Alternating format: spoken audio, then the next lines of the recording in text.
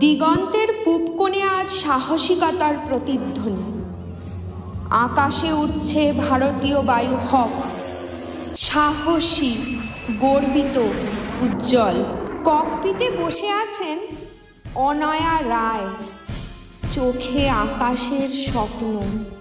ছোটবেলা থেকে একটাই ইচ্ছে, পাখির মতো উড়তে। বায়ু হক নাচছে আকাশে, রোল, ক্লিপ, বাতাসের খেলা। দুনিয়ার সামনে দেশ গর্বে দাঁড়িয়ে আজ। কিন্তু স্বপ্নেরই দাম সবচেয়ে কঠিন। সামান্য ভুলে গতি হারিয়ে আকাশ যেন পিছলে গেল হাত থেকে। এক মুহূর্তে আগুন, ধোঁয়া, শূন্যতা।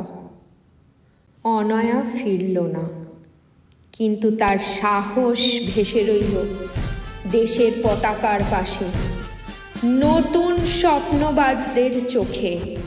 বায়ু হক ভেঙে গেছে ঠিকই, কিন্তু স্বপ্নের আগুন কখনো নেভে না। আকাশ বড় আর স্বপ্ন আরো বড়।